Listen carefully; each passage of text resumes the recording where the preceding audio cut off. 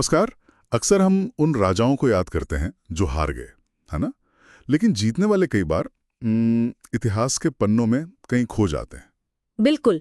और श्रावस्ती के राजा सुहेलदेव, वो ऐसे ही एक योद्धा थे जिनकी कहानी ज्यादातर लोगों तक सच कहूं तो पहुंची ही नहीं। हाँ, और उनकी कहानी हमें ले जाती है सीधे 11वीं सदी के भारत में।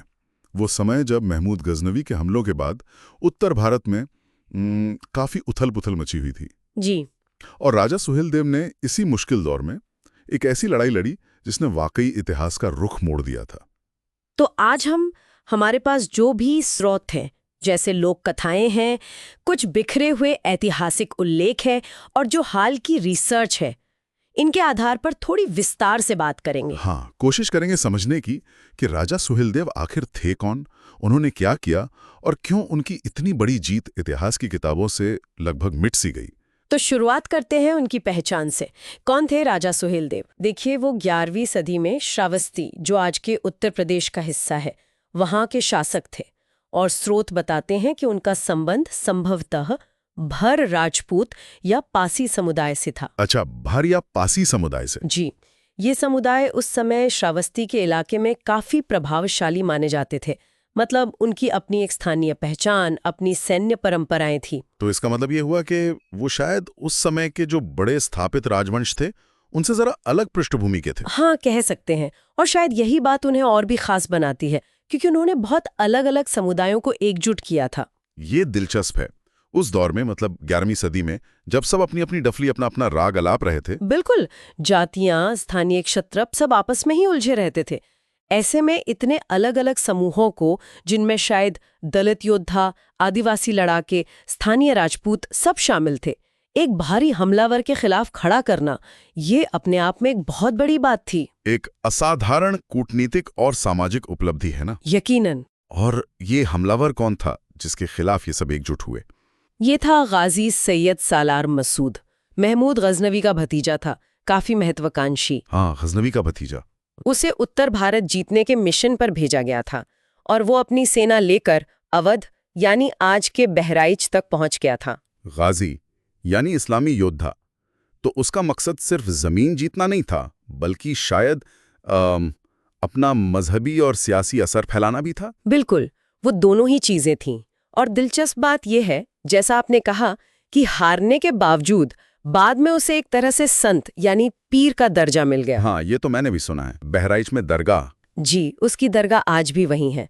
लेकिन उससे पहले उसे राजा सुहेलदेव का सामना करना पड़ा।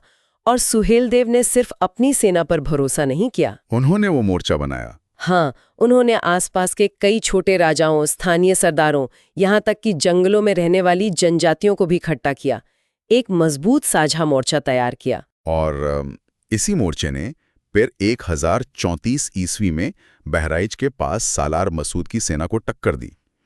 कहते हैं बहुत भयंकर युद्ध हुआ था। बहुत ज्यादा भयंकर। और इस युद्ध का नतीजा निर्णायक रहा। राजा सुहेलदेव की सेना ने न सिर्फ गजनवी सेना को बुरी तरह हराया, बल्कि खुद राजा सुहेलदेव ने लड़ाई में सालार मसूद को मार गिराया। वाकई उन्होंने खुद मारा? जी हाँ, ऐसा लोक गाथाओं और परंपराओं में जिक्र मिलता है। और ये सिर्फ एक लड़ाई की जीत नहीं थी, इसने अगले कई दशकों तक, शायद 100 साल से भी ज्यादा, उस पूरे इलाके में तुर्क सेनाओं का आगे बढ़ना रोक दिया। ये तो बहुत बड़ी बात है। इतनी बड़ी जीत जिसने उत्तर भारत का नक्शा बदल दिया, और उसके नायक राजा सुहेलदेव, उनका नाम इतिहास की किताबों से लगभग गायब। ऐसा क्यों हुआ भला? इसके कई कारण नजर आते हैं। पहली बात तो ये कि उनके समय के लिखित दस्तावेज वो बहुत कम मिलते हैं। शायद इसलिए कि वो किसी बड़े शाही घराने से नहीं थे, जिनके पास दरबारी इतिहासकार होते थे जो सब लिखते थे। हाँ, जो राजा की हर जीत का, हर काम का ब्यौरा लिखते थे। सुहेलदेव की कहानी ज्यादातर मौखिक परंपराओं, लोक गीतों में ही जिंदा रही, पीढ़ी दर पीढ़ी। और शायद ये भी वजह रही कि बाद के दौर के इतिहासकारों ने, जैसे मुगल काल के या अंग्रेजों के वक्त के लेखकों ने, हारे हुए हमलावर सालार मसूद पर ज्यादा ध्यान दिया। उसकी मजार बन गई, उसके किस्से लिखे गए। ये एक दिलचस्प पैटर्न है ना, कि कैसे सत्ता में बैठे लोग इतिहास को शक्ल देते हैं। मसूद भले ही हारा, वो एक बड़े साम्राज्य के विस्तार की कोशिश का हिस्सा था। हाँ। जबकि सुहेलदेव स्थानीय प्रतिरोध के प्रतीक थे। उनकी कहानी सत्ता के गलियारों से दूर आम लोगों के बीच जीवित रही। इसलिए शायद राष्ट्रीय स्तर की पाठ्यपुस्तकों में उनकी जीत को वो जगह कभी नहीं मिली जो मिलनी चाहिए थी। कितनी अजीब बात है कि बहराइच में आज भी सालार मसूद की दरगाह, मतलब एक सूफी संत के तौर पर जो उनकी मजार बनी, वो राजा सुहेल देव की याद से कहीं ज्यादा मशहूर है। हाँ, ये विडंबना तो है, लेकिन अब चीजें कुछ बदल रही हैं। अच्छा, कैसे? हाल के सालों में राजा सुहेल देव को एक ऐसे नायक के तौर पर देखा जा रहा है जिसने बाहरी हमले का कामयाबी से सामना किया।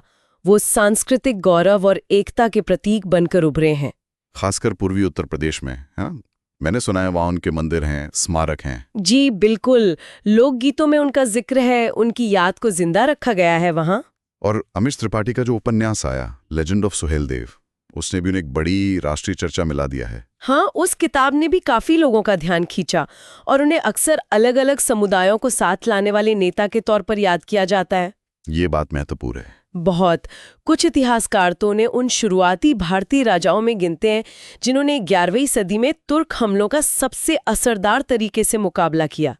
उनकी विरासत इसी बात में है कि उन्होंने दिखाया कि अगर एकजुट हो जाए तो प्रतिरोध संभव है। तो कुल मिलाकर सार ये है कि राजा सुहेल देव ने सिर्फ एक लड़ाई नहीं जीती थी। उन्होंने एक हमलावर साम्राज्य की बढ़त को उस दौर में रोका जब कई दूसरे शासक शायद ये नहीं कर पाए थे। उन्होंने समर्पण नहीं, प्रतिरोध चुना। बिल्कुल, उनकी कहानी इतिहास की किताबों का वो भूला हुआ पन्ना है जो हमें प्रतिरोध की ताकत की याद दिलाता है और ये सोचने पर भी मजबूर करता है कि आखिर इतिहास लिखा कैसे जाता है, कौन तय करता है कि किसे याद रखा जाएगा और किसे भुला दिया जाएगा।